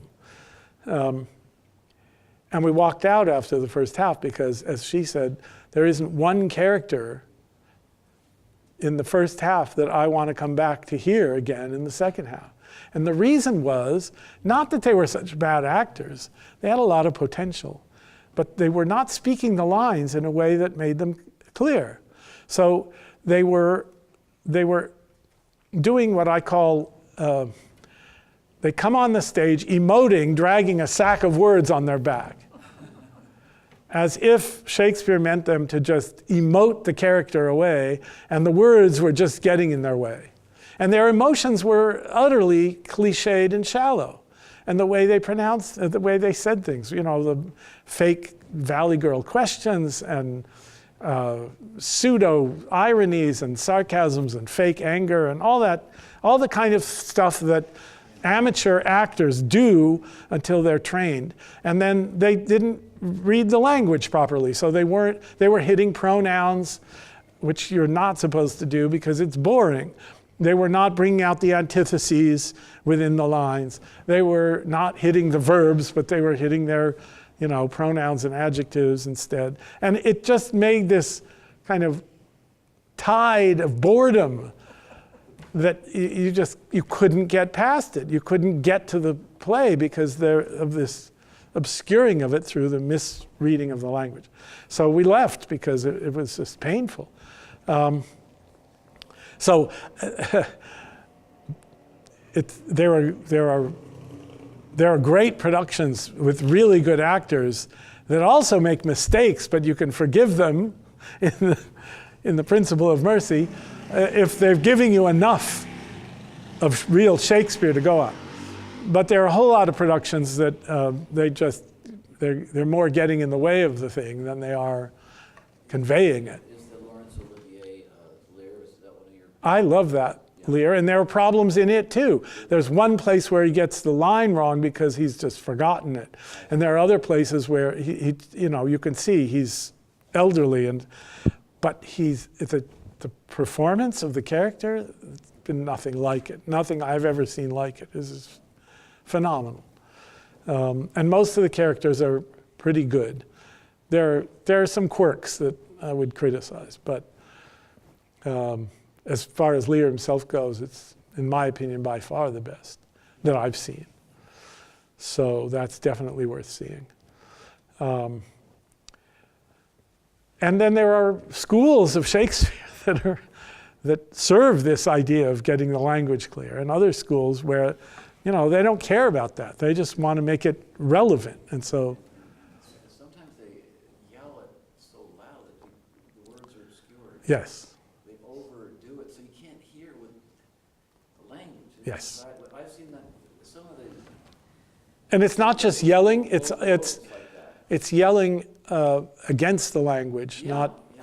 So again, the good performance is rooted in the training of the actors to mean what they're saying. I mean, I would say that's the most fundamental thing. Obviously, the actor has to have talent and has to be able to connect with the character, all that. But the most important thing is for the actor to mean what the words are saying. In order to do that, he's got to understand the words, and he's got to understand the context, and he's got to pay attention to what every other character has said about his character in the play. But the main thing is to say the words as if you mean them. And then Shakespeare is so good and so powerful that if you do that, you disappear, and the character comes alive, and we're there. And it's just amazing how powerful it is. And the actors I've trained all confess that once they get this, it's a lot easier. Their job is a lot easier. Shakespeare supports them. When they're aware of how the pentameter works, when they're aware of how the figures of speech are working in the poetry, when they're aware of where the antitheses are, and they actually study that, and they bring that out in their speech, all of a sudden they're saying what they mean, and it's easy, it flows, it carries them along. And so they say, it's so much easier that way. Thank you for showing me how to do it. And the reason it's so hard to do it the other way is you've got to keep inventing this emotion that's coming from nowhere, you know? And it's just exhausting for them, and it's boring for the audience. Fool in King Lear in this Olivier production is just fabulous. He's fabulous, absolutely fabulous. Maybe the best I've seen. Yeah. So in this stage of your life, do you have a substantially different take or reverence for this play than you might have when you were 20? I had to write about this play in my first year of graduate school. It was given as the kind of traditional literary assignment. We had to read it up and learn about it and study and write a test on it. And a lot of what I've said in the last 2 nights, I discovered then, but I've discovered a lot since. And it would be really hard for me to go back and say, did I know this at that time or not?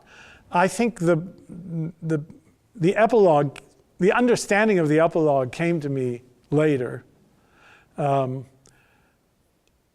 at least at the level that I think I understand it now. But I loved the play right from the beginning, and my essential response to it hasn't changed. When you're in graduate school and you're young, you read literary criticism all the time. And you're constantly reading contrary arguments. And I was finding that every single thing I read completely persuaded me of its accuracy. And then the next day or the next week, I'd read something that was exactly, diametrically opposed with a great, powerful argument, and I'd believe that. And I would think, well, what's going on here? I mean, they can't both be right. Now, some people came out of that experience believing that they are both right, that there isn't any truth, that it doesn't matter what Shakespeare thought he meant. It just means whatever you think it means. And I never believed that, and I don't believe it now, and I never will believe that, because I think it's a big lie. My object has been to try to get to the heart of what Shakespeare is trying to mean to us. And so I had to say, okay, what are the fundamental principles on which I can build a judgment of whether this argument is sound or not? Does this correspond to my experience of the play? Does it correspond to the world of Shakespeare's time? Could he have meant this at that time? And slowly but surely, because I had very fine teachers, I was able to ground myself in what I think is the reality of Shakespeare's meaning, and that has allowed me to read the plays over and over and keep finding deeper meaning, because the ground is solid. It doesn't shift that much. It does at times. Like, I'll discover something about a play and then I'll think, well, that changes my thought about it a little bit, and then I read it again. But the fundamentals are intact. And so there are certain books I recommend to help ground people in the fundamentals. And the reward is great. Otherwise, you're left floundering around with every new interpretation that comes down the pike, and then you just... So some of the books that I recommend are, first of all, a little book called The Elizabethan World Picture by E.M.W. Tilliard, which some people have repudiated, but I have not. I think it's a wonderful introduction to the Elizabethan way of thinking about the world. There's a book about the entire medieval picture of the world, which Shakespeare inherited largely, by C.S. Lewis, called The Discarded Image. And C.S. Lewis has a bunch of essays as well, selected literary essays, which are in some cases very useful. What was the name of the first one? The first one's called The Elizabethan World Picture. And there's a wonderful small book by a professor of mine named J.V. Cunningham called Woe or Wonder: The Emotional Effect of Shakespearean Tragedy. Very useful book. Was that one by? J.V. Cunningham. He was an American poet and teacher. And then there are various critics who are insightful and helpful, and a lot of them have written editions of the play. So if you read in the Arden series, it looks like, let's see if I'll show you the Tempest version of it. These particular editors aren't as good as the previous ones, but they have a lot of knowledge and information, and so sometimes they're helpful. Sometimes they're not. Sometimes they're misleading. Not every editor of a Shakespeare play is equally to be trusted. So if you want to email me for a longer list of things to study, I'm happy to do that. It's also a very great education to read Shakespeare's sources. There's a man named Bullock who did a multi-volume collection of all the sources for Shakespeare's plays, narrative and dramatic sources. All the legends and stories. All that stuff. It's all in there. Not all in there, but mostly in there. I mean, he wrote in the early 20th century, and that was a high period of Shakespearean scholarship. Since then, there's been 98% nonsense and a few great additional scholars. But it doesn't matter if you read it in Bullock. You can read them anywhere. Sometimes the Arden has an appendix at the back with some of the sources. And then you can see what Shakespeare did with his sources. And it's an education, because sometimes you're going to say, well, all he did was just take that and put it right in the play, like he didn't do anything to it. Why is he so great? And then another time you'll go, well, this isn't like that at all. I mean, in The Winter's Tale, he took a novella, a novel, a romance novel by Greene, and he just changed the names and put it into a play, except that he totally changed the ending. So when you're seeing, and it was a very popular novel too, so a lot of people knew the story and they knew the ending. And when they went to see Shakespeare's play, The Winter's Tale, they were familiar with the story, and then they get to the ending and boom, it's totally different and shocking and redemptive and transfiguring and so on. So where did he come up with that, you know? Anyway, that's one form of education, and there are lots of other great scholars. There's a whole book of Shakespearean grammar. How does the grammar work in Shakespeare? And he's got rule after rule after rule, example after example of how Elizabethan grammar and spelling and emphasis and so on. And I said that there's a whole book just on the vocabulary and the grammar. Yeah, well, in their diction. It's all volume. They're dictionaries upon dictionaries of Shakespearean language. And I mean, I think it's still true to say that in any library, the greatest number of books on any one topic is the Bible, and second, Shakespeare. And that means there's a whole lot of nonsense out there. But there's also some great stuff. So if you're interested in pursuing it, let me know, and I'll try to help you, direct you towards good stuff. Thank you for being here. I appreciate it deeply. Let our indulgence set you free. Yes, thank you. As you from crimes would pardon be, let your indulgence set me free. I hope to give another course sometime in the not too distant future. And if you have suggestions on what you'd like to hear about, let me know. So I'll try to tailor it if I can.